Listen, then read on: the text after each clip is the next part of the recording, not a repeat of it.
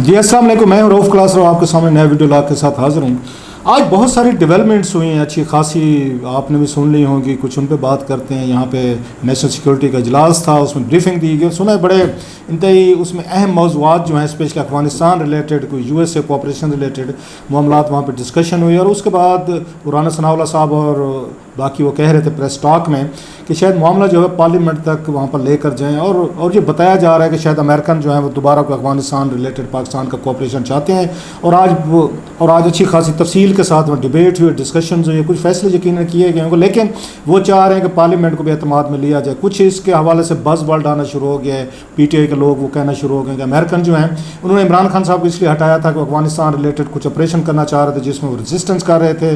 वो एब्सोल्युटली जो नाट वाले उन्होंने बात की थी, अब उनको हटाने के बाद शहबाज शरीफ साहब को लाया गया। जो मौजूदा जो इस्टेब्लिशमेंट है, शहबाज शरीफ साहब जो हैं वो अमेरिकन के साथ मिलकर कुछ अफगानिस्तान में जो उनके रुके ऑपरेशन है शायद वो दोबारा शुरू करना चाहते हैं। और इसकी दफ़ा ये भी बताया जा रहा है कि शायद जो काबुल में हुकूमत है वो भी इस पर कुछ ज़्यादा रेजिस्टेंस ना करे, क्योंकि उनके लिए भी अलकायदा वगैरह के थ्रेट जो है अफगानिस्तान में वो बढ़ती जा रही है। सो वो भी चाहते हैं शायद कि पाकिस्तान इस मामले में कोऑपरेशन करे। बहरहाल इसकी डिटेल जो है वो आने वाले दिनों में मेरा ख्याल सामने आना शुरू हो जाएंगी कि इसमें क्या कहा गया है। प्लस एक बड़ी जो उसमें आपने प्रेस कॉन्फ्रेंस भी सुनी होगी राना सनाउल्लाह साहब ने की, जिसमें फिर उन्होंने इमरान खान साहब पे अच्छे खासे इल्ज़ाम भी लगाए हैं। फिर वही मलिक रियाज वाली बात, फिर वो बुशरा साहबा की, और उसके बाद फराह खान साहबा की, वो जो उनको ट्रस्ट पे उनको ज़मीन मिली 5 अरब 7 अरब जो ट्रांसफ़र पोस्टिंग में माल पैसा जो है उस पर बात की। और बड़ी दिलचस्प उन्होंने बात की नैब लाज के हवाले से। उन्होंने कहा इमरान खान साहब कहते हैं कि इसके बाद उन्होंने कि बहुत सारी वो रियायतें कर दी हैं और जिसके बाद आप उनको 90 दिन के लिए लोगों को नहीं आप उनको पकड़ा जा सकेगा। वो जो नैब है वो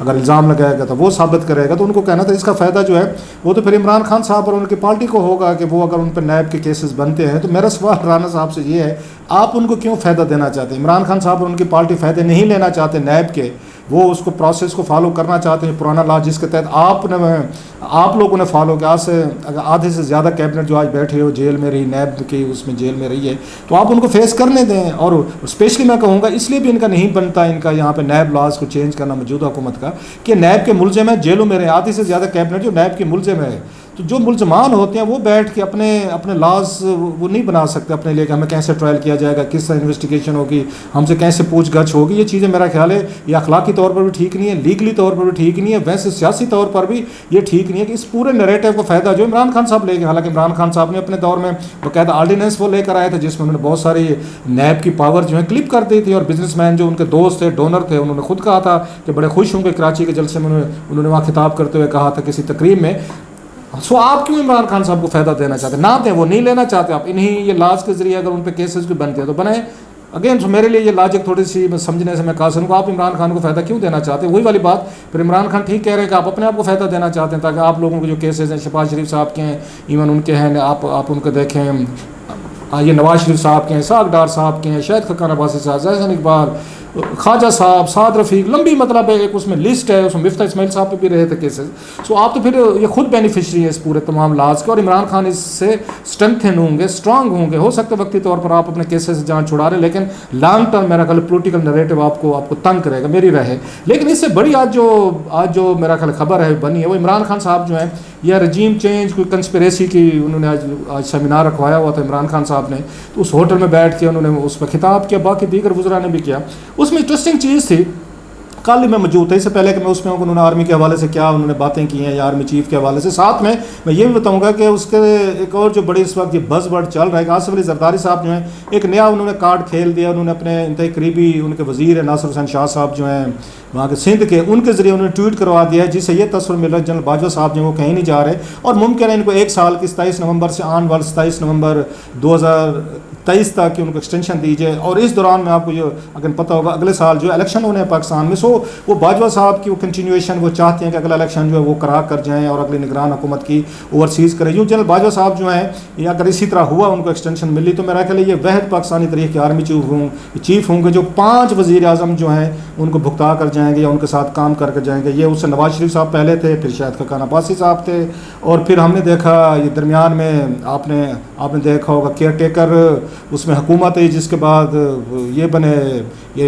इमरान खान साहब जो हैं वो वज़ीर आज़म बने। फिर हम देख रहे हैं शहबाज शरीफ साहब जो हैं वो इस वक्त वो बने हुए हैं यहाँ पे वज़ीर आज़म बने। फिर अगला अगला कोई इलेक्शन होता है वो बनेगा। सो वो तारीख में मेरा ख्याल सबसे ज़्यादा जो वज़ीर-ए-आज़म के साथ काम करने का एजाज़ है वो इनको जाएगा इस पे, ये जो है बाजवा साहब। अब इसमें बात करते हैं कि बाजवा साहब एक्सटेंशन लेना चाहते हैं, वो लेंगे क्योंकि ऑलरेडी वो कह चुके हैं कि मैं एक्सटेंशन नहीं लूँगा। लेकिन एक ट्रम्प कार्ड जो है वो इन्होंने फेंक दिया है जरदारी साहब ने कि जनाब मुमकिन है, और इस पर खामोशी है, चुप है।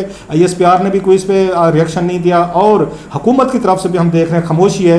इमरान खान साहब अगेन डेफिनेटली मेरा ख्याल है उस पर रिएक्ट कर रहे हैं और उन्होंने किया भी। तो कल हम बैठे थे, मैं था, अर्शद शरीफ थे दोस्त हमारे साथ में, ये अनवर बेग साहब थे और शाह खबर साहब से, वो सुप्रीम कोर्ट के लॉयर हैं, इकट्ठे थे। तो मैंने एक बात की बात छिड़ पड़ी इनकी, ये खुर्रम दस्तगीर साहब ने जो कहा है, जिसका हवाला आज इमरान खान साहब ने अपनी तकरीर में दिया, एक दफ़ा फिर उन्होंने खुलकर बात की आर्मी चीफ जनरल फैज़ के हवाले से।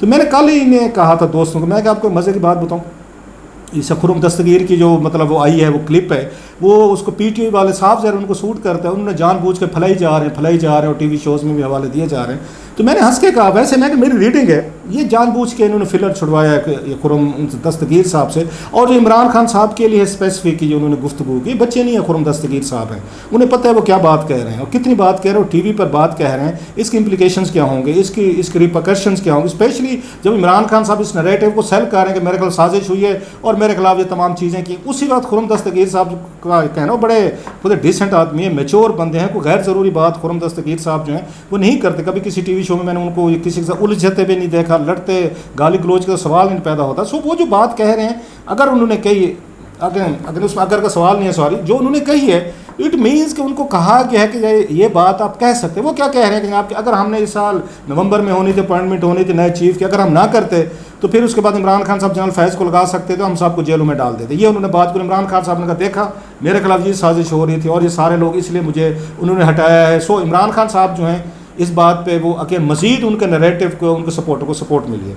मैंने अरशद और उनको बेग साहब और उनको खबर साहब को बात की, शाह खबर को, मैं कि आप मैं खान साहब पता क्या करेंगे, मैं कि इसकी बैठ के इसकी सोचे समझे बगैर कि ये बयान क्यों दिलवाया गया और ये मुझसे रिएक्शन चाहते हैं कि मैं रिएक्ट करूँ, मैं कि इमरान खान साहब इस पर रिएक्ट करेंगे। वो इस पर इसको वेल लेफ्ट नहीं करेंगे कि छोड़ें, वो ये करेंगे कि नहीं हमारी बात लोगों तक पहुंच रही है, बेहतर अंदाज से पहुंच रही है, लिहाजा इसको मज़ीद बढ़ाया जाए।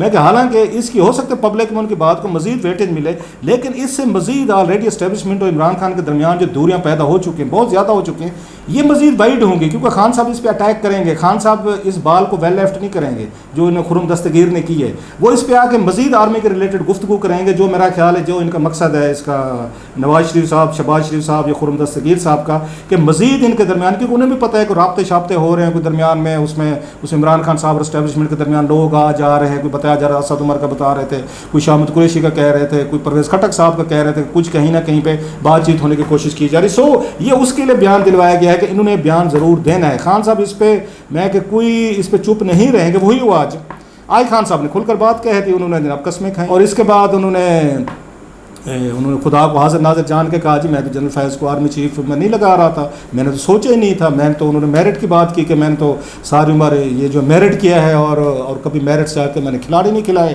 अभी भी सियासत में वो कहने लगे वो खिलाड़ी जो लगाए उन्होंने मेरिट पर लगाए, तो उससे मुझे खैर याद आया ऑन लाइटर नोट कि यकीनन ये उस्मान बुज़दार साहब को उन्होंने मेरिट पर लगाया होगा।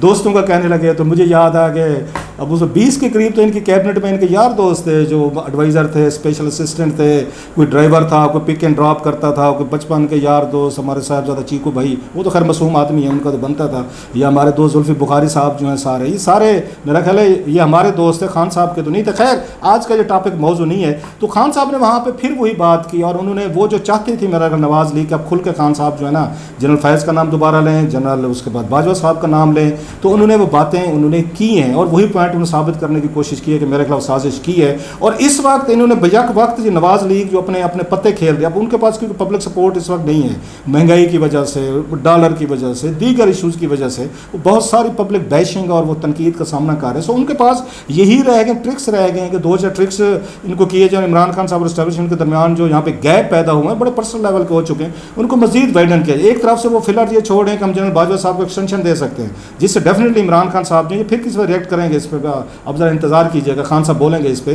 क्योंकि खान साहब को सूट नहीं करता कि जनरल बाजवा साहब को एक्सटेंशन मिले और ये अगला इलेक्शन जो है ये इनकी निगरानी में होना चाहिए। सो आज भी उन्होंने ये बात की कि आप क्या सोच रहे हैं कि नया आर्मी चीफ जो आएगा तो वो इनकी करप्शन को, जो नवाज लीग जो शहबाज शरीफ इनकी करप्शन को आगे तहफ़्फ़ुज़ देगा, इसलिए ये चाहते थे कि जनाब कि ये नवंबर में आर्मी चीफ जो है वो लगाएं, ना कि इमरान खान लगाए, इसलिए ये अपना आर्मी चीफ चाहते हैं। सो खान साहब एक दफ़ा फिर खुलकर वो एस्टेब्लिशमेंट, पहले दरमियान में ठीक है वो न्यूट्रल की बात कर रहे हैं, लेकिन न्यूट्रल पे भी बड़े सारे अटैक कर रहे हैं। वो उनके बारे में कह रहे हैं कि क्या चौकीदार वाली उन्होंने फिर बात की है कि घर में अगर चोर घुस रहे चौकीदार जो है वो कहे कि मैं न्यूट्रल हूँ, या उन्होंने शहबाज शरीफ का कहा कि 16 रुपए की जिसमें उसमें उस मनी लॉन्ड्रिंग में जो उसमें मुलविस है, जिस पर इल्ज़ाम हैं, केसेस हैं, जेल में रहे, उसको अब वज़ीर आज़म बना रहे हैं। बहरहाल खान साहब जो है एक दफ़ा फिर मुझे लगता है वो उसके लिए तैयार हो गए हैं कि जनाब के उस एस्टेब्लिशमेंट की जो बाल उन्होंने फेंकी थी, उन्होंने खुर्रम दस्तगीर साहब ने कि ये कमेंट करें। खान साहब ने एज एक्सपेक्टेड, ये मैंने जैसे फिर कहा, कल दोस्तों को मैंने कहा था कि खान साहब इसमें बोलेंगे, वो बोले हैं, उनका मकसद उनका सर्व हुआ है। अब आप कहेंगे इससे क्या फ़र्क इससे पड़ता है, मेरा कल यही बातें फ़र्क पड़ते पड़ते, क्योंकि मैं हमेशा खान साहब के बारे में मेरी राय रही है, गलत हो सकती है, कि प्राइम मिनिस्टर ऑफ पाकिस्तान को कम बोलना चाहिए। उनके बोलने की ही वजह से मुसलसल हर टॉपिक पे, हर इशू पे खान साहब बोले, जो कि उनके वजीरों को बोलना चाहिए था। कोई मसला था, छोटी सी बात थी, इमरान खान साहब जो हैं उस पर बोले हैं, इंटरव्यूज़ दिए, और उनकी मेरा ख्याल है बोलना जो है उनके लिए बहुत सारे उनके लिए मसाइल पैदा कर गया, नेशनल लेवल पे हों, इंटरनेशनल लेवल पे हों, इदारों के साथ हों। हो सकता है वो अपनी इसको कामयाबी समझते हूँ कि मैं अच्छा आर्टिकुलेट हूँ, अच्छी बात करता हूँ, लोगों को चार्म कर सकता हूँ, लोगों को मैं कन्विंस कर सकता हूँ, लोग मेरी बात मानते हैं, लिहाजा मुझे बात करनी चाहिए। लेकिन ये जो उसके इदारों के साथ उनकी कन्फ्रंट्रेशन है वो बढ़ती जाएगी, और खान साहब चाहेंगे कि नवंबर से पहले कुछ ना कुछ चीज़ें होनी चाहिए, इलेक्शन होने चाहिए, कुछ और कोई बड़ा होना चाहिए, और इलेक्शन जो है नवंबर से पहले होना चाहिए। उनकी हर सूरत कोशिश है कि वो नवंबर से पहले वो दोबारा पाकिस्तान के वज़ीर आज़म बने और दोबारा वो वापस आएँ, क्योंकि नया आर्मी चीफ जो है वो उसको डेफिनेटली इमरान खान साहब लगाना चाहेंगे। ये खैर उनकी अपनी गलती है, मानेंगे तो नहीं, कि उन्होंने पिछले साल 1.5 साल पहले से लोगों को मतलब इंप्रेशन देना शुरू कर दिया था कि मेरा आर्मी चीफ जो है ना वो जनरल फैज़ होगा। अब वो माने ना माने, एवरीबॉडी नोज दैट पाकिस्तान में, अब वो कहें ना कहें, कस्में कहें, वो आके कुरान उठाएं, जो भी कहें, लेकिन बात अब कोई नहीं मानेगा। वो चाहते थे, उनके वो पसंदीदा थे, फेवरेट थे, इसलिए तो उनको वो DGI सही से उन्होंने नहीं हटाया था, जिससे जनरल फैज़ को भी नुकसान हुआ, उन्हें खुद भी नुकसान हुआ। बहरहाल इमरान खान साहब जो इस वक्त वो कहते हैं कि Imran Khan is not coming slow, वो स्लो नहीं, और वो डट के फ्रंट फुट पे खेल रहे हैं, और एस्टेब्लिशमेंट के साथ वो जितना वो अटैक वो कर सकते हैं कर रहे हैं। और आने वाले दिनों में मुझे लगता है मज़ीद उनके हमलों में, उनकी गुफ्तगू में, उनमें तेज़ी आएगी।